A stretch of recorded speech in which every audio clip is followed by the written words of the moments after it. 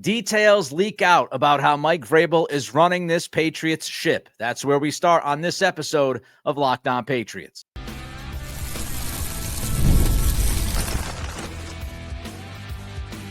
You are Locked On Patriots, your daily New England Patriots podcast.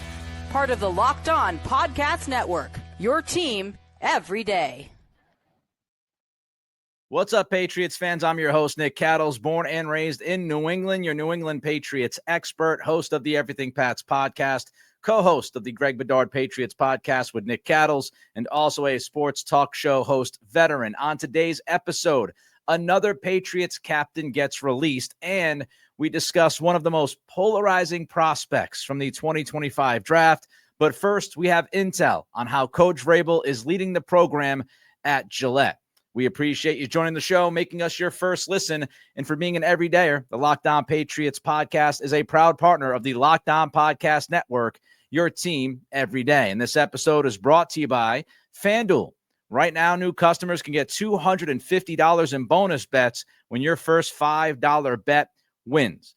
When Mike Vrabel was hired by the Patriots, there was some, I'm not going to sit here and paint it as the majority, there were some down in Tennessee that witnessed Vrabel and what he did with the Tennessee Titans. And some of those people said, Vrabel likes to stick with his guys. He likes his inner circle. They also said that Vrabel was, for all intents and purposes, his way or the highway. Very Bill Parcells, very Bill Belichick.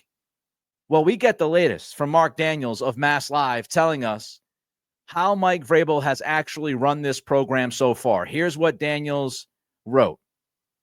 Throughout this pre-draft process, sources told Mass Live that Vrabel's ability to communicate made it an easier transition. The Patriots coach held a pre-draft meeting in February before the combine where he laid out his vision and what he looked for in a prospect at each position. Scouts also had a chance to step up in this meeting and go to bat for their favorite fits. Multiple sources in the room told Mass Live that Vrabel left a good impression. Part of the process came with healthy debates about each pick. Vrabel does not want yes men. He doesn't want yes men in his scouting department or front office. The Patriots coach wants people who will speak their minds and have a willingness to listen to other opinions. The willingness to listen. The only way you're going to get a true evaluation of a player is by allowing everybody in the room to speak up, share their opinions, share their thoughts, their evaluations. That's the only way you're going to get a true read of the player that you're talking about. If it's going to be tunnel visioned, if it's going to be one guy's thought process, one guy's evaluation, one guy's opinion, it's not going to go well. The best way to go about this kind of job that Mike Vrabel has, along with Eliot Wolf and Ryan Cowden, is sitting down and hammering out these conversations. The back and forth, understanding what one person believes, the willingness to listen. That's how you truly evaluate an issue or a player or whatever you're talking about. This is not going to be a dictatorship as far as Mike Vrabel walking into the room saying, this is who we're picking. It's not going to be a situation that we saw with Bill Belichick plenty of times where reportedly his scouting staff says something about a player or makes a comparison to another player, and Belichick ignores them and says, whatever, doesn't matter. I'm going to do what I'm going to do. I don't necessarily even need your thoughts on this. This is a different running of the ship. It's also important, though, as we focus on the willingness to listen, it's more important to have a willingness to change. And that's where you look at Belichick versus Vrabel. In Belichick, he might have told the people that worked with him, and he might have even went in there with good intentions. And I'm sure sometimes he did listen to his scouts and have those conversations and spoke with people like Nick Caserio and in the early days, Scott Pioli. But as time went on, it felt like, and it's been reported to a point, that Belichick, he might have been willing to have a conversation, but he was unwilling to change his mind. And so that's what I want to know. Mike Vrabel might be willing to listen to other people in the building to get their thoughts on a player, but does he actually have the willingness to change? Is he going to change his mind about a player? Maybe he already has. Maybe he's changed his mind about multiple players because of these conversations, but willing to listen and then willing to change, willing to go with what somebody else thinks is the right thing to do. Those are two completely different things. So it's great to hear that Vrabel is willing to listen, but is he willing to change his mind? Is he willing to make a decision that he might not have wanted to make minutes, hours, days prior to the conversation that he had or has? And this is the way to do business. This is the best way to do business, because not only does it lead you to the true evaluation and better evaluations of players and processes and situations within a professional football organization, it also helps when you lose valued members of your team. If Eliot Wolf goes or Ryan Cowden eventually goes, if those guys go, if one or both go, if you start to lose valuable members of your team, which is what happens to every successful team, it's what happened to Belichick over and over and over again. He kept losing talent. He kept losing talent in his coaching staff. He kept losing talent in his front office. And maybe, just maybe, he didn't trust enough guys later on in the process because he lost so many people from the front offices that brought this organization the glory that it had 6 times. But when you lose those valued members, it's so important. It's so important to have a process like this for people to hear that Mike Vrabel is willing to listen to others in the room, that he's not necessarily ruling with the iron fist with his staff. Because then it's easier to pick replacements, first of all, because the people that have been in the room, you've given them the leeway. You've given them the opportunity to speak their mind. So it's almost like Vrabel is able to scout the people that are within the front office, within those scouting departments. He's able to evaluate those people while he's evaluating players because of what those people are telling him about said players. So Vrabel can look at somebody in the front office and say, you know what, that guy stands out because everything he says, or almost everything he says, comes to fruition. So if Ryan Cowden leaves or Eliot Wolf leaves or both of them leave, Alonzo Highsmith leaves, Vrabel will understand. He'll have his own list from these conversations he's had throughout his time here. And he'll have an idea. He'll have an idea as to, okay, if Ryan Cowden leaves, this is who I like to replace him because I understand where that person is coming from. They've given great evaluations. They're willing to push back. You're establishing relationships with the current front office. You're establishing relationships with some lower level front office people. So when it comes time to promote somebody, you feel more comfortable because you've had these open conversations and you've had that give and take. It's also important to recruitment because if you want to bring people into your program, you want those people to feel like they're valued. And so if there is a top scout out there, somebody in another front office that's looking to move on up, and Vrabel wants to poach that person, if that person knows that Vrabel is willing to listen to his front office people and sometimes even willing to change the decision he was going to make because of what those people say, that's going to hold a lot of weight to prospective employees because they're going to look at Vrabel and say, if I go to the Patriots, my opinion's going to be valued.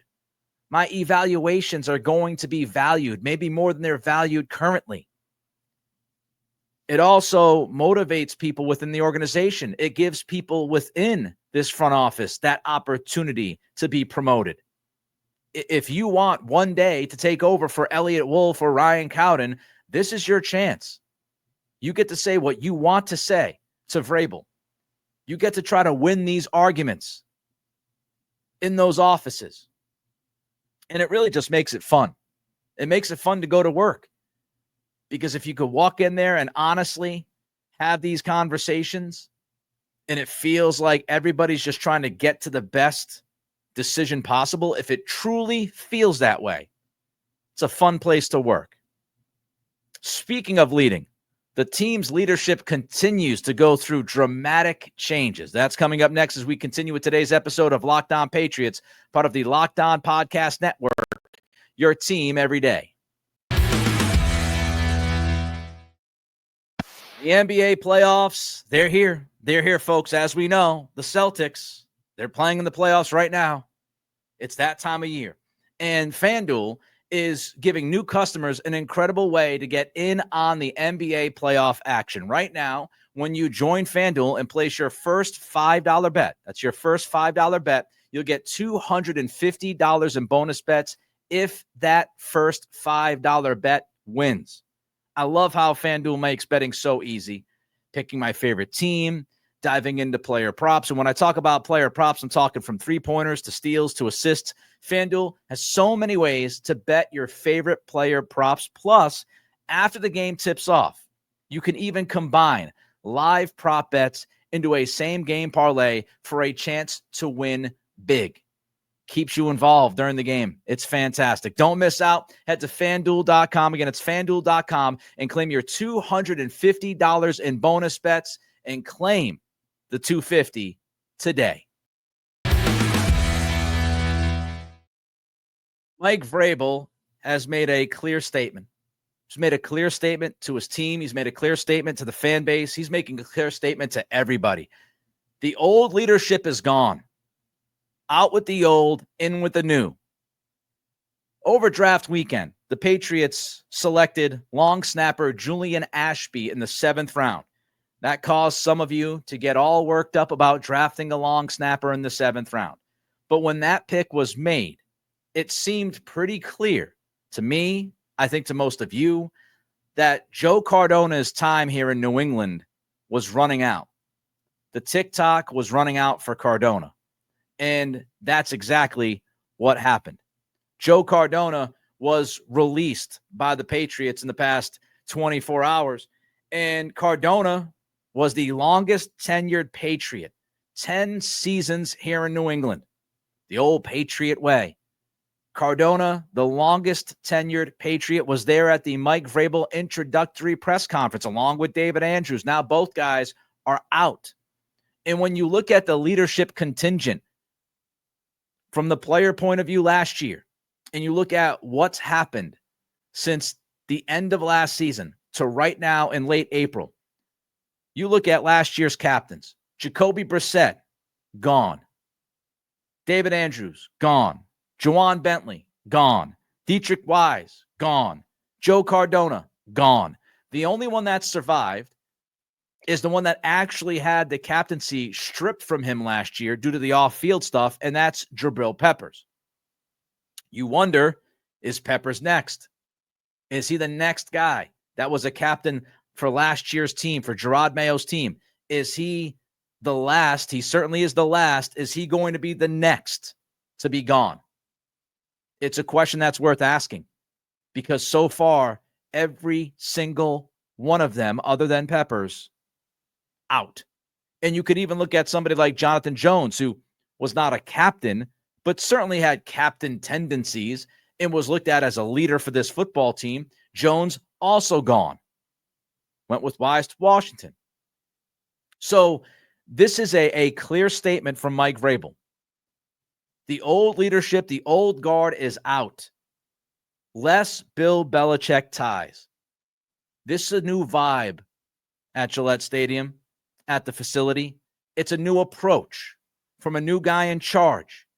And it's obvious that Mike Vrabel wants to mold the leadership group that will be on the field in 2025. He wants to mold this leadership group with his own vision, who he believes should be leading this football team. Not who Gerard Mayo thought, not who Bill Belichick thought. This is about Mike Vrabel's vision, the leadership group that he sees, that he wants to put together. Now, I'm sure the players will have plenty of say, if not the say, but Vrabel is setting the standard. The guys that you depended on last year, you have to depend on new guys this season. This is a new regime. It's a new vibe. It's a new approach. It's almost a new football team with how many changes they've made. And it's critical because you want to be on the same page. You want to be cohesive. Just like we were talking about in the last segment with the front office and the coaching staff and Vrabel working with Eliot Wolf and Ryan Cowden. You want to be on the same page. You want to have healthy debates. You want to have fantastic conversations. You want the same thing from the coaching staff to the players, and you want it from player to player. Everybody on the same page. You don't have somebody saying, well, we used to do it this way. We used to do it that way. You don't have any of that. This is Vrabel's team now. And so he wants it to be cohesive. He wants everybody to be reading from the same book. And I think it also sets the tone, frankly, and sets some urgency to the idea of competition. If you're in that locker room, if you played for the Patriots last year and you looked towards Juwan Bentley and Wise and Brissett, and you look towards those guys as the leaders of the team, and their standing within the team was safe. They were mentors to a lot of people in the locker room. Well, now, with all of those guys aside from Peppers being out, you must feel that nobody's safe. You want to put the players' feet to the fire. You want to set the tone as far as competition goes. You want to make these guys feel the urgency with every fiber of their being that they have to compete, because if they don't compete and they don't go about the business the right way, they will be out the door because all these other guys have been out the door. If you're willing to go clean sweep with the captains from last year's team, you want to set that thought process that almost nobody's safe. Now, of course, we know there are players that are safe. The guys that signed, pretty safe in this offseason. Drake May is pretty safe. But if you're in the middle of a competition, you don't feel comfortable. You feel like you've got to fight. This also motivates players that are on this roster to step up. Step up. Lead. There's going to be opportunities. And this is your chance to take advantage of those opportunities and become a leader for this football team. Take advantage of it. Grasp onto it. And I'm sure this will motivate some guys to step up and say, I don't just want to play football. I want to be a leader of this team. I want to help Coach Vrabel set the standard. That's what I want. So it really builds the competition as you get ready for camp. There are roster spots open. There are leadership spots open. Vrabel wants a hungry football team when these guys get on the field and start practicing for real. Evan Lazar posted that the Patriots no longer have any players that have won a Super Bowl with the Patriots. Andrew Callahan posted Kyle Duggar, who was a second-round pick in 2020, just 5 years ago, is now the longest tenured Patriot. Kyle Duggar.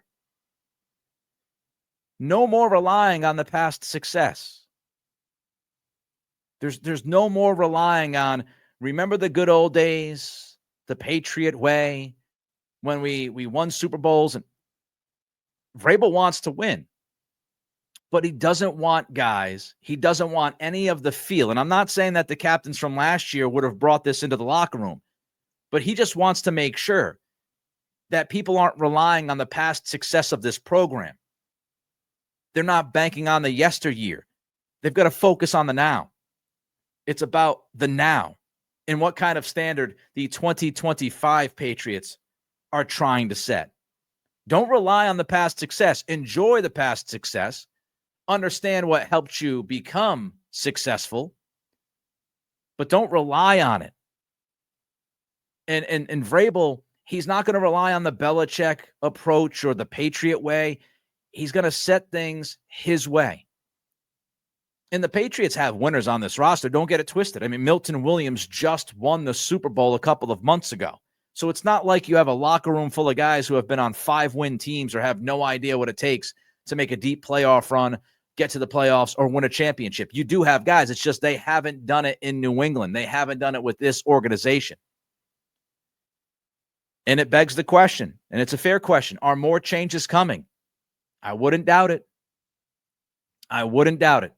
This is not about what happened years ago. It's not about the success that some of these guys had found with this organization years ago. It's about, hey, we're getting off that train because we've had back-to-back 4-win seasons. We've got to set this thing to a different standard. We've got to recalibrate. And that recalibration happens under Mike Vrabel's watch. And Vrabel is getting rid of the guys that were tied to Belichick and were the true leaders for Belichick because he wants his new leadership group. Time to move on from the past. All right, let's dig into one of the most polarizing picks of this draft for the Patriots, safety Craig Woodson. That's coming up next as we continue with today's episode of Locked On Patriots, part of the Locked On Podcast Network, your team every day. You ever check your bank account and wonder, where did all my money go? Between dining out, online shopping, entertainment, believe me, it's easy to lose track. I've been there. And that's where Monarch Money comes in, your personal CFO, giving you full visibility and control over your finances. Monarch Money isn't just a budgeting app. It's a complete financial command center. You can track all your accounts, investments, and spending in one place so you stop just managing your money and you start building wealth. When you could use Monarch, you get surprising insights. You realize just how much you were spending on food delivery, and you budget smarter. You save more. Managing money with your partner is smoother than ever. You can track shared and personal accounts. You can set goals, stay on the same page without the stress. Just talked about the Patriots staying on the same page. You can stay on the same page with Monarch Money. Take control of your finances with Monarch Money. Use code LOCKEDONNFL at monarchmoney.com for 50% off your first year. That's monarchmoney.com, code LOCKEDONNFL for half off your first year. Craig Woodson during the draft this past weekend was, I think, the first who, why now type pick for the Patriots. And some said, reach. He's a reach. Look at the consensus board. And the consensus board told us that Craig Woodson was somewhere in the 180s as far as where he was expected to be picked. And he was picked at 106. So when you look at the consensus, it tells us that Craig Woodson was a reach. But really, was he a reach? Was he worth the pick? Greg Bedard, I thought, had a fantastic point at BSJ. He wrote, the Patriots had all night Friday and until noon Saturday to figure out what they were going to do at 106. To me, this was clearly a player they targeted at a position of need. It's a great point by Greg. The Patriots were being proactive. They were not reacting to a situation. They were not reacting to a run at safety. They had all Friday night after getting through day 2 of the draft to restack their board, figure out where they wanted to go, who they wanted to draft. They had all morning on Saturday, and then the draft started at noon. So they had, I don't know, what was it, roughly 12 hours to figure out what they wanted to do at pick 106, and they chose Craig Woodson. Bruce Feldman of The Athletic, covers college football. He wrote this about Woodson. The Patriots drafted Woodson, a player that an NFL DB coach from another team told me he hoped would fall to them. And I found that fascinating because Feldman says there was a team that was hoping that Woodson was going to fall to them. What I want to know is who was the team and where were they picking? Because after Woodson was picked, there were not one, not two, but 3 safeties chosen in the 4th round post Woodson. So was one of those teams in the 4th round behind the Woodson pick, one of those teams, were they looking at Woodson? And did the Patriots have that intel? Did the Patriots have that information? And that's why they scooped up Woodson at 106, because they knew that a team in the 4th round underneath them wanted Woodson. And they thought Woodson was going to fall to them. They were hoping that Woodson was going to fall to them. The Patriots got ahead of the 4th round safety run. So it's very interesting that Bruce Feldman wrote that. I've been clamoring for a free safety for the past couple of years. I believe that Kyle Duggar and Jabril Peppers are best suited closer to the line of scrimmage than further away from the line of scrimmage. The Patriots have needed, in my estimation, a free safety who had some athleticism and could make some plays in the deep secondary. In Woodson, he has the athleticism. I wouldn't say he's a spectacular athlete, but compared to some other safeties, he's a good athlete. You might even classify him as really good compared to some other safeties. His relative athletic score was an 8.83 out of 10. So he's a good athlete. Very, very smart.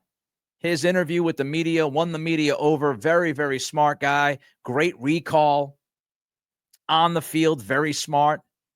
Communicates in a great way on the field with his teammates. How many times have we seen miscommunication in the secondary over the past couple of years? We're left shaking our head. How many times did we see a team pass for a touchdown in the red zone last year? It felt like it was 100. And how many times were those touchdowns because of miscommunication in the red zone from the secondary? A bunch of them. High IQ, good athlete, had 5 interceptions in college, 14 pass breakups, so he can make some plays on the football. Woodson, and I'm not telling you Woodson's going to be great. I'm just telling you why the Patriots felt like they needed to draft Woodson where they drafted him. They might end up being dead wrong. He might end up stinking. But this is why. He also brings versatility. He can play the big nickel position. And don't forget, going back several weeks ago, Vrabel told all of us how crucial the nickel position is on defense, especially now in 2025. He underlined that specific position. Evan Lazar posted that Vrabel was asked by CLNS's Taylor Kyles about the nickel cornerback spot. And Eliot Wolf said the big nickel will be a big part of Vrabel's defense. Taylor Kyles himself posted Vrabel used more true nickel with Tennessee, with third safeties primarily coming in for dime packages. And Chad Graff of The Athletic wrote that Woodson played all over the secondary at Cal, including in the slot. So now you start to put the pieces together. Why was Woodson drafted 106? Well, A, there was a team that was interested in him, at least one team. And I know Daniel Jeremiah had Woodson anywhere from like the middle of the 3rd round to the beginning of the 5th was his range for Woodson. But there was at least one team that was interested in hoping that he would fall. And then you look at the athleticism, you look at the IQ, the communication skills, the ability to make plays on the football, his versatility, which will allow him theoretically to slide into that big nickel role, which is very important for Vrabel and his defense. And if you didn't draft Woodson, you were looking at Marcus Jones, Marcellus Dial. You can throw Isaiah Bolden in there as possibilities, as at least options there. But don't get it twisted. Woodson, he can cover. He has proven that he can cover. He has proven he can defend the run, whether playing safety or playing slot in that big nickel. And coverage was lacking at safety. That has not been a strength for the Patriots. Eric Galco, the director of football ops at the Shrine Bowl, he posted, per Pro Football Focus, Woodson's 2024 season was one of the best seasons a safety has had in the last 5 years. Woodson finished with an 85-plus coverage and run grade in 2024. He's one of 5 guys to do that since 2020 at safety. 85-plus coverage grade, 85-plus run grade last year. Phil Perry posted that Woodson, among 123 safeties with at least 90 coverage snaps in the slot last season, he was 7th in quarterback rating allowed, under 50, 49.6. That's per Pro Football Focus. And you look at Vrabel's history, and you should trust that Vrabel and his team of evaluators, including Ryan Cowden, we should feel pretty good about their ability to evaluate and find good safety play. Ryan Cowden mentioned Kevin Byard as a non-combine guy who was very good with communication, smart guy. He was drafted in the 3rd round. Everybody reacted and said Tennessee reached. And Cowden said, I'm not going to compare players, but comparing situations, it's a situation this time around where we trusted our board. And Phil Perry brought up Mike Vrabel's history. He likes to lean on versatile safeties. Byard, Amani Hooker, Kenny Vaccaro. He likes guys who can run, hit, and make plays. And that's what Woodson did in college. It's not a guarantee.